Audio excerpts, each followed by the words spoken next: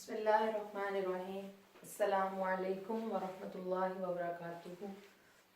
उम्मीद है कि आप सब लोग खैर आफियत के साथ होंगे। तो आज का हमारा टॉपिक है तहलील क्या है। इससे पहले तहरीक और तस्कीन के बारे में हम लोग मुफस्सल बातचीत जो है वो कर चुके हैं। आज हम बात करते हैं तहलील के बारे में कि तहलील क्या है। तहलील के लुग़वी माना क्या है। तहलील के लुग़वी माना जो है वो हल हो जाना, बिखर जाना और मुंतशिर हो जाने के हैं, घुल जाने के हैं। और तिब्बी तारीफ तहलील की क्या है कि उज़्व के अफ़आल में ज़ौफ़ और कमज़ोरी का आ जाना हरारत और गर्मी की शिद्दत की वजह से। ठीक है, इससे पहले जो है वो हमने तहलील के ऊपर पहले भी मुख्तसर बात की थी सोजिश और वरम के अंदर कि तहलील जो है वो क्या होती है। तो मैं यहाँ पर ये कहना चाहूँगी कि जो तहलील है इसको हम दो तरह के मीनिंग में ले सकते हैं कि तहलील जो है वो एक लिहाज से तो इसका मुस्बत माना भी है और दूसरा जो है तहलील इसका एक मनफी माना भी लिया जा सकता है। यानी तहलील को मुस्बत माना में तो हम इस तरह से ले सकते हैं कि री फ्लो ऑफ ब्लड, यानी जब किसी भी मकाम पर सोजिश और वरम होता है और वहाँ पर ब्लड जो है वो यानी कंजक्शन ऑफ ब्लड हो जाता है, खून जो है वहाँ पर रुक जाता है, वहाँ पर सुकेड़ वाक़ हो जाता है, तो वहाँ पर इतनी हरारत को कायम कर देना कि उस हरारत के ज़रिए से वो सोजिश और वो वरम जो है वो तहलील हो जाए, वो रिजॉल्व हो जाए, तो इसको हम बोलेंगे री फ्लो ऑफ ब्लड।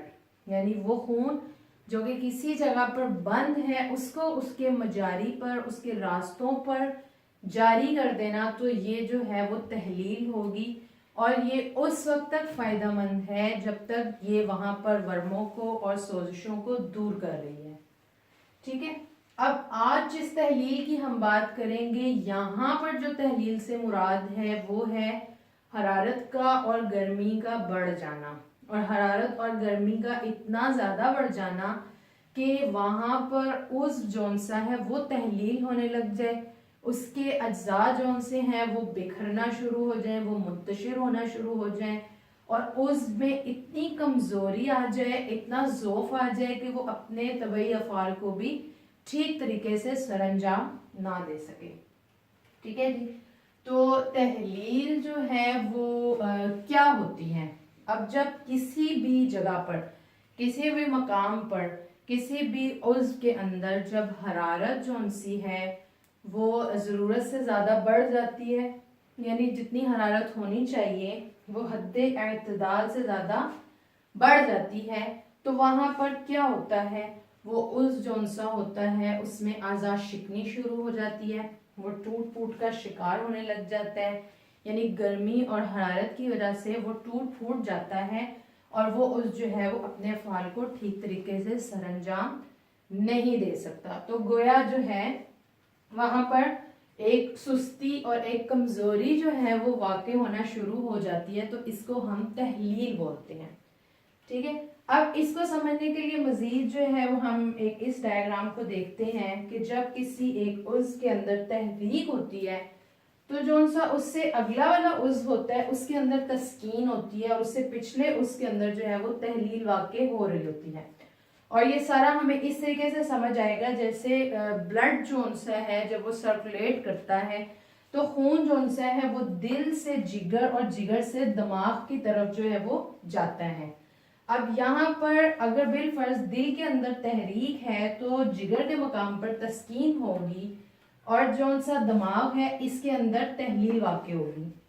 अब खून जौन सा है वो क्या है, वो अपने दिल से निकलेगा और जिगर की तरफ जाएगा और उसके बाद जो है वो दिमाग की तरफ को जाएगा और इसी तरह से ये अपना पूरा एक चक्कर जो है वो कंप्लीट करेगा। अब अगर जो है वो तहरीक वाला मकाम जो है वो अगर दिल है तो जिगर वाले मकाम के अंदर तस्कीन होगी और दिमाग जो सा है इसमें तहलील वाक़ई हो रही होगी। तो दिल जो है ये वो मकाम है जहां पर खून की कमी है और इसको खून की ज़रूरत है। تو اب یہاں پر جو خون ہے جن راستوں سے گزر کر آئے گا اس راستے پر تحلیل واقع ہوگی، چونکہ یہ اس مقام پر تسکین ہو جائے گی، یہاں پر رطوبات کی زیادتی ہوگی۔ اب جب یہ گزر کر جن مجاری سے آئے گا، یعنی جہاں پر خون جا رہا ہے وہ تحریک کا مقام ہے، لیکن جس راستے پر سے گزرے گا وہ تحلیل کا مقام ہے، تو چونکہ وہ اس راستے سے گزر کر اس طرف کو آئے گا تو یہاں پر اپنی حرارت کی وجہ سے، اپنی گرمی کی وجہ سے اس کے اندر تحلیل کو واقع کرے گا۔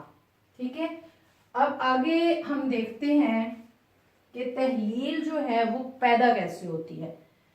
تو جیسا کہ قانون قدرت ہے، اللہ رب العزت کا نظام ہے کہ جب بھی کسی مقام پر جو ہے وہاں پر گرمی واقع ہوتی ہے، وہاں پہ حبس واقع ہوتا ہے، تو کیا ہوتا ہے وہاں پر اللہ رب العزت کی ذات جو ہے وہ بارشیں برساتی ہے، وہاں پر آندیاں آتی ہیں، وہاں پر ہوائیں چلتی ہیں، تو وہاں کی جون سی ہوتی ہے موسم میں چینجنگ آنا شروع ہو جاتی ہے۔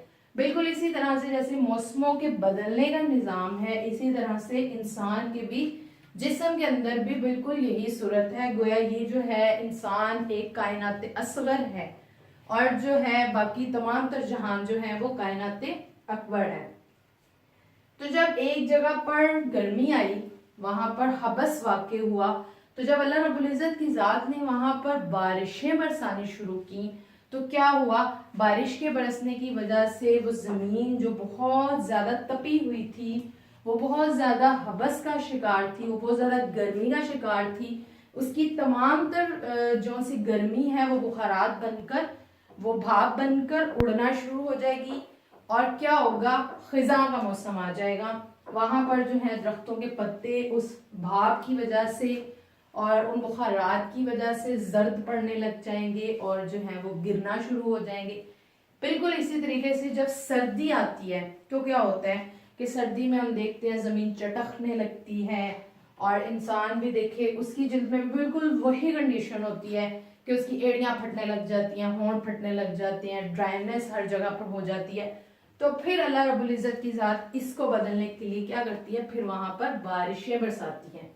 پھر کیا ہوتا ہے، پھر جب بارشیں برستی ہیں اور زمین جو ہے وہ پانی کو جذب کرتی ہے تو پھر دوبارہ سے درختوں پر ایک نکھار آنے لگ جاتا ہے، اور بالکل یہی کنڈیشن جو ہے وہ انسان کے جسم کے اندر بھی ہوتی ہے۔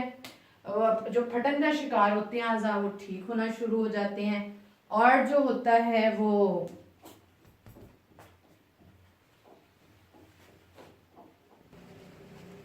اب ہم لوگ بات کرتے ہیں تحلیل کے درجات کے بارے میں۔ تو جس طرح سے تحریک اور تسکین کے درجات تھے، اسی طریقے سے جو ہیں وہ تحلیل کے بھی درجات ہیں، ابتدا ہے، تزاید ہے، انتہا ہے اور انحطاط ہے۔ ٹھیک ہے جی، تو ابتدا کے اندر جو تحلیل ہوتی ہے وہ طبعی ہوتی ہے، حالت صحت کے اندر ہوتی ہے، اور تزاید کے اندر جو ہے وہ تحلیل غیر طبعی ہوتی ہے، مرض بننا شروع ہو جاتی ہے اور صرف کیفیات تک کو متاثر کرتی ہے، اور انتہا کے اندر آ کر پھر یہ غیر طبعی ہو جاتی ہے اور کیا ہوتی ہے، غالب آ جاتی ہے اور استرخاء پیدا کر دیتی ہے۔ ٹھیک ہے، اور قوام خون اور افعال کو متاثر کرنا شروع کر دیتی ہے۔ ٹھیک ہے، اور انحطاط میں پھر وہی ہوتا ہے کہ یا تو صحت کی طرف لوٹ آتی ہے، طبیب معاونت کرتا ہے، یا امیونٹی معاونت کرتی ہے، انسان صحت کی طرف لوٹ آتا ہے، یا پھر مرض کی طرف لوٹ جاتا ہے۔ اب ہم اس کو دیکھتے ہیں کہ ابتدا، تزاید، انتہا میں جو ہے جسم کے اندر کیا کیا عوامل ہو رہے ہوتے ہیں اور کیا کیا چیزیں بن رہی ہوتی ہیں، کن کن چیزوں کا اخراج ہو رہا ہوتا ہے، تغذیہ کس طریقے سے ہو رہا ہوتا ہے، اور کیا کیا افعال سرزد ہو رہے ہوتے ہیں۔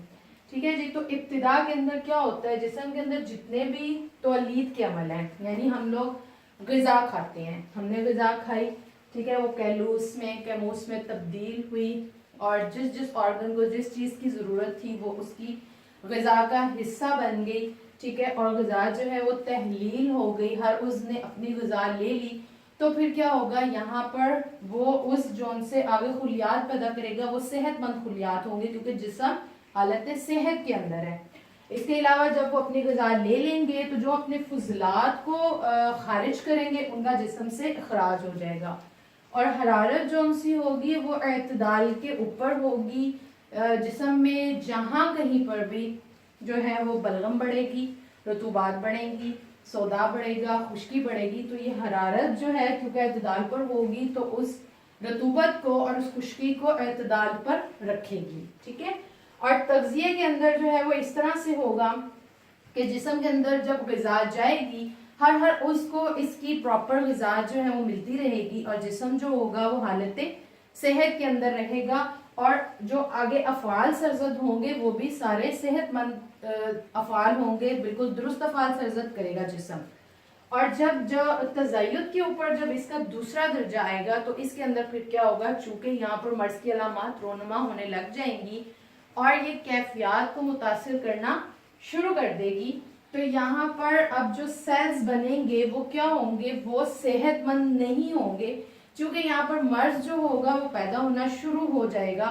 तो यहाँ पर जो खुलियात बनेंगे, क्योंकि यहाँ पर सफराज होगा वो तबई नहीं रहेगा, गैर तबई हो जाएगा, और जिसका अखराज जिस्म से होना चाहिए उसका जिस्म से अखराज नहीं होगा और वो जिस्म के अंदर जो होगा गैर तबई सफरा वो रुकना शुरू हो जाएगा और इस तरह से हरारत जो होगी वो ज़रूरत से ज़्यादा बढ़ने लग जाएगी।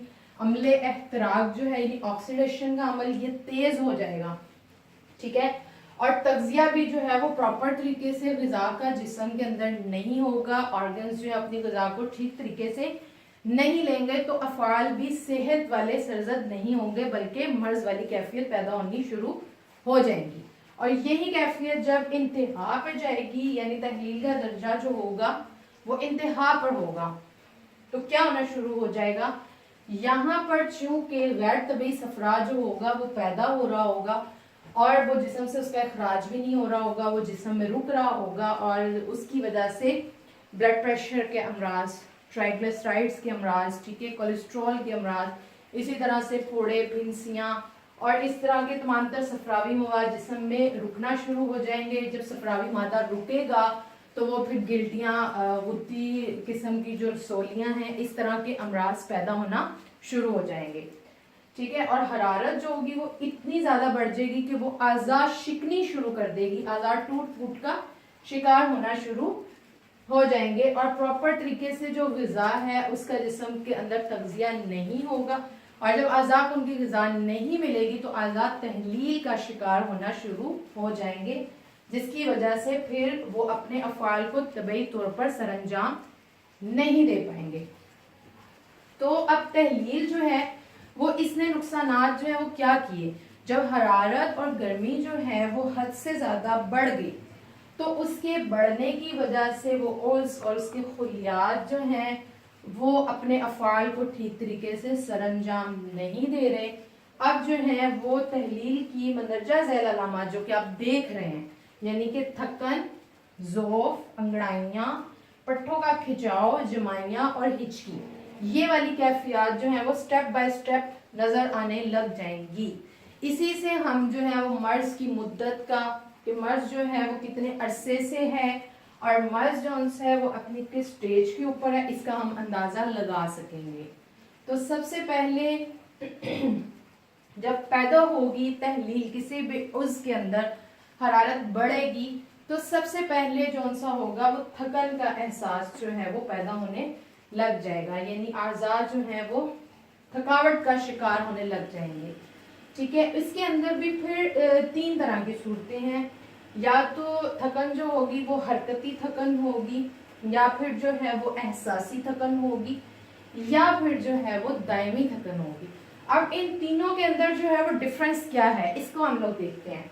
ठीक है। अब हरकती जो सी थकन है ना, इसके अंदर ये होता है कि उज़लाती तहरीक होगी, उज़लात तहरीक की हालत में होंगे और आसाब जो उनसे हैं वो तहलील की हालत में होंगे, दिमाग और आसाब, और जिगर जो उनसा है वो तस्कीन की हालत के अंदर होगा।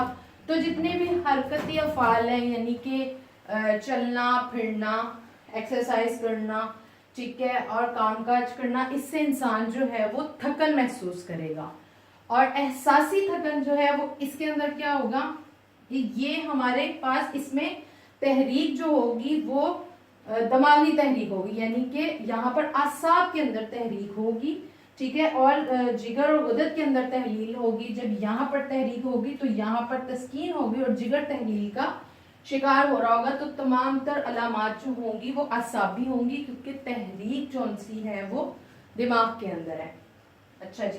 اب تیسری کون سی چیز ہے وہ آ جاتی ہے دائمی تھکن. اب اس کے اندر کیا ہوگا تو اس کے اندر یہ ہے کہ یہاں پر چونکہ ہمارا جگر جون سا ہے یہ تحریک کے اندر آ جائے گا. جب جگر جو ہے وہ تحریک کے اندر آ جائے گا تو دماغ میں تسکین ہوگی اور یہاں پر ہمارا دل جون سا ہے, ہمارے عضلات جون سے یہ تحلیل کا شکار ہو رہے ہوں گے. تو یہ اصل میں دائمی تھکن ہوگی. یہاں پر انسان سوئے گا, آرام کرے گا, خوب آرام کرے گا, لیکن اس کے باوجود جو ہے وہ اس کی تھکن دور نہیں ہوگی. وجہ کیا ہے؟ انسان سو رہا ہے, اس کا دل تو نہیں سو رہا, اس کا دل تو مسلسل کام بھی کر رہا ہے اور آلریڈی وہ تحلیل کے اندر ہے. تو اس وجہ سے کیونکہ اس کے بس میں تو نہیں ہے کہ وہ اپنے دل کو کہہ دے گا اس کا دل بھی سو جائے. دل سو جائے گا تو زندگی ختم ہو جائے گی. اس لیے یہ تھکن جو ہوگی اس کو ہم دائمی تھکن کا نام دیں گے. ٹھیک ہے. اب یہاں پر اس کے بعد جو طبیعت اس کا دوسرے سٹیپ پر دوسری علامت جو تحلیل کی پیدا کرے گی اس کو ہم بولیں گے ضعف اور کمزوری. ٹھیک ہے. یہ ضعف اور کمزوری کو ظاہر کر کے طبیعت کیا چیز کو شو کرنا چاہ رہی ہے کہ جسم کے اندر کسی بھی مقام پر تحلیل کا عمل ہو رہا ہے جس کی وجہ سے کمزوری اور ضعف واقع ہو رہا ہے. ٹھیک ہے. طبیعت یہ بتا رہی ہے کہ جسم کے کسی عضو کے اندر تحلیل چل رہی ہے جس کی وجہ سے جسم جو ہے وہ ضعف کا شکار ہے, کمزوری کا شکار ہے. کام کاج کرنے کو دل نہیں کرتا, صبح اٹھنے کو دل نہیں کرتا, سونے کے باوجود بھی نیند جو ہے وہ پوری نہیں ہوتی اور انسان کا دل کرتا ہے کہ وہ آرام کرتا رہے. ٹھیک ہے. اس کے بعد جو تیسرے نمبر کے اوپر آ جاتی ہیں انگڑائیاں. اس کے اندر کیا ہوگا؟ جب تھکن اور ضعف کے بعد تیسری صورت پیدا ہوگی انگڑائیوں کی. اب ہوا کیا جسم کے اندر؟ جیسے کہ ہم نے پڑھا تھا کہ ایک تحریک, تسکین اور تحلیل کا عمل حد اعتدال کے اندر رہ کر تین آرگنز کے اندر چل رہا ہے. کسی میں تحریک آ رہی ہے, کسی میں تسکین آ رہی ہے, کسی میں تحلیل آ رہی ہے. اب جب کسی جگہ پر تحلیل حد سے زیادہ بڑھ گئی تو کیا ہوگا؟ جہاں پر تحریک ہے تحریک بھی انتہا پر ہوگی, جہاں پر تسکین ہے وہ بھی اسی درجے کے اوپر ہوگی. تو جب یہ حد سے زیادہ بڑھ جاتی ہیں اب طبیعت یہاں پر یہ کرتی ہے کہ اس چیز سے جسم کو نکالنے کے لیے, باڈی کو باہر لانے کے لیے ایک تناؤ کی کیفیت پیدا کر دیتی ہے جسم کے اندر. اور وہ تناؤ کی کیفیت جو پیدا کر رہی ہے کہ انسان اپنے جسم کو تنتا ہے, تو اسی کو ہم یہاں پر انگڑائی کا نام دیں گے. اور یہاں پر وہ یہ کنڈیشن کیوں پیدا کر رہی ہے, اس کی وجہ یہ ہے تاکہ انسان جب اپنے جسم کو تنے گا, جب انگڑائی لے گا تو اس سے جو اس کا ضعف ہے, جو تھکن ہے, وہ تمام کی تمام دور ہو جائے گی اور اس کی جتنی سستی ہے وہ ساری کی ساری اس کی چستی میں بدل جائے گی. لیکن یہ کس وقت ہوگا؟ یہ صرف اس وقت ہوگا جب اس کی تحلیل کا عمل جو ہے نا وہ ایک عارضی تحلیل کا عمل ہے. لیکن اگر اس کی تحلیل کا عمل مسلسل اس کے اعضاء کے اندر جاری ہے تو یہاں پر اس کی انگڑائیاں تو نہیں ختم ہوں گی. اس کے بعد جو ہے اس کی علامت اگلے سٹیپ پر چلی جائے گی اور پٹھوں کے اندر ایک کھنچاؤ, ایک اکڑاؤ اور ایک تناؤ کی کیفیت کا وہ شکار ہونے لگ جائے گا. تو اس کے پٹھے جو ان سے ہیں وہ اکڑاؤ کا شکار ہو جائیں گے. اب یہاں پر بھی طبیعت نے اکڑاؤ اور تناؤ اور کھنچاؤ جو ہے وہ کیوں پیدا کیا ہے؟ تو اس کی وجہ بھی جو ہے وہ یہی ہے کہ طبیعت یہ چاہتی ہے کہ تحلیل جہاں پر ہو رہی ہے وہاں پر تسکین کو لے آئے, یعنی اس کا علاج کرنا چاہ رہی ہے. تو جب تحلیل والے مقام کے اوپر اس کی تسکین آ جائے گی, جہاں پر حرارت ہے وہاں پر رطوبت اس کو ملے گی, تو اس کی تحلیل جو ہوگی وہ اعتدال پر آنی شروع ہو جائے گی. اس کے جو پٹھے ہیں وہ اپنی مطلوبہ رطوبات کو لیں گے, لینے کے بعد نرم پڑ جائیں گے. جب نرم پڑ جائیں گے تو ان کا کھنچاؤ خود بخود دور ہو جائے گا, تو گویا اس کے مرض کا علاج ہو جائے گا. تو یہی اس کے علاج کی بھی صورت ہوگی کہ جہاں پر اس کی تحلیل ہو رہی ہے وہاں پر تسکین کو پیدا کر دیا جائے. اور اگر جو ہے وہ ایسا ممکن نہیں ہو پاتا, طبیعت نہیں کر پاتی یا جو ہے وہ طبیب اس کی معاملت نہیں کرتا, تو پھر یہاں پر اگلی صورت جمائیاں آنے والی کنڈیشن جو ہوگی وہ پیدا ہونی شروع ہو جائے گی. اب जमाई जो है वो क्या होती है, आमतौर पर इसको गुनूदगी या नींद की एक अलामत समझा जाता है कि जब इंसान को जमाई आती है तो गोया उसको नींद आ रही है, ठीक है। लेकिन ये इसकी एक उमूमी तारीफ है, ठीक है। लेकिन यहाँ पर कसरत से जमाइयाँ आना, ये हम इसको तहलील की अलामत से इसको मुराद लेंगे। अब यहाँ पर जमाइयाँ आना जो है इसकी वजह क्या बन रही है, इसको हम लोग देखते हैं। इसकी वजह ये बन रही है कि तहलील देखें अपने तकरीबन 5वें मरहले पर है, ठीक है। यहाँ पर तहलील का अमल इतना ज्यादा हुआ है, यानी कि आज़ा के अंदर आज़ा शिकनी इतनी ज्यादा हुई है कि वहां पर हरारत और गर्मी के बढ़ने की वजह से जो आज़ा थकन, ज़ौफ और कमजोरी का शिकार थे, यहाँ पर अब उनको ऑक्सीजन जो है वो नहीं मिल पा रही, ठीक है। और वो जो है उनका दम घुटना शुरू हो गया है क्योंकि कार्बन जो है वो जिस्म के अंदर बहुत ज्यादा जमा हो गया है। अब ऑक्सीजन का यहाँ पर क्या काम है कि वो यहाँ से कार्बन को दूर भी करे, ब्लड की सफाई भी करे। अब जब यहाँ पर ऑक्सीजन जो है वो जज़ब नहीं होगी और कार्बन जो है वो दूर नहीं होगा और जो खुलियात हैं वो मर रहे हैं और टूट फूट का शिकार हो रहे हैं, तो यहाँ पर वो क्या करती है तबीयत यहाँ पर एक जमाई की कैफियत यानी लंबे लंबे सांसों के जरिए से बाहर से ऑक्सीजन को खींचकर जिस्म में जज़ब करवाना चाह रही है ताकि वो उसको खींचकर जिस्म के अंदर लेकर आए और कार्बन को जिस्म से जो है वो खारिज करे ताकि जो उनसे खुलियात हैं उनको उनकी ग़िज़ा मिल सके और वो मरने ना पाए। जब ये अगेन यानी बार बार ये कैफियत लंबे लंबे सांसों की जरूरत में होती है सूरत में, तो इसको फिर यहाँ पर हम जमाई का नाम दे देते हैं। तो वो यहाँ पर जो है वो ज्यादती के साथ कसरत के साथ आना ये तहलील की अलामत होती है, वरना तो जमाई से मुराद वही है कि ये एक नींद की एक कैफियत और एक हालत का नाम है, ठीक है जी। अब इसके बाद अगर तो यहाँ पर भी आकर तहलील का अमल जो है वो खत्म नहीं होता, जो आखिरी अलामत पैदा करती है यहाँ पर तबीयत वो होती है हिचकी की अलामत। अब हिचकी के अंदर क्या होता है कि हिचकी में जो है हिचकी असल में ये मैदे का फमे मैदा का मर्ज है, ठीक है। और इसके अंदर जो है जो उनसे मैदे के उज़लात होते हैं वो तहरीक के अंदर होते हैं और जो मैदे की असाबी झिल्लियाँ होती हैं, असाबी खुलियात होते हैं, उनके अंदर तहलील का अमल जारी हो रहा होता है।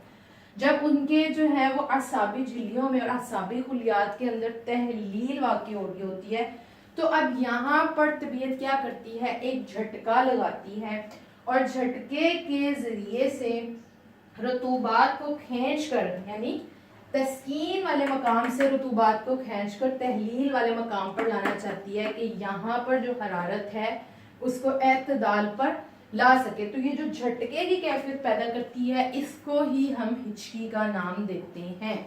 और यही हिचकी होती है कि अगर यहाँ पर उसने झटका पैदा किया और तस्कीन से तो रतूबात जो है वो तहलील के मकाम की तरफ आ गई तो ये हिचकी एक आध सेकंड में ख़त्म हो जाती है। लेकिन अगर तहलील का अमल मुसलसल जारी है तो ये हिचकी जो है ये दिनों तक भी जा सकती है या महीनों तक भी जा सकती है और इससे भी ज़्यादा बढ़ सकती है। तो आज जो है वो हमारी बात तहलील के ऊपर ही थी। उम्मीद है कि आप सब ने इसको अच्छे तरीके से जो है सबको समझ भी आ गया होगा। बाकी अगर किसी के कोई क्वेश्चंस वगैरह हों तो आप लोग कमेंट बॉक्स में मुझसे पूछ सकते हैं, ठीक है। और बाकी फिर मैं ये कहती चलूँ कि आप लोग मेरे चैनल को जो है वो ज़रूर सब्सक्राइब करें और जो है वो बेल आइकॉन है उसको ज़रूर प्रेस कीजिए। इसका फ़ायदा आपको ये होगा कि हर नए आने वाले लेक्चर्स जो हैं वो आप लोगों को मिलते रहेंगे। और बाकी जो है वो खुसूसी दुआओं में सब जो है वो अपनी याद रखें।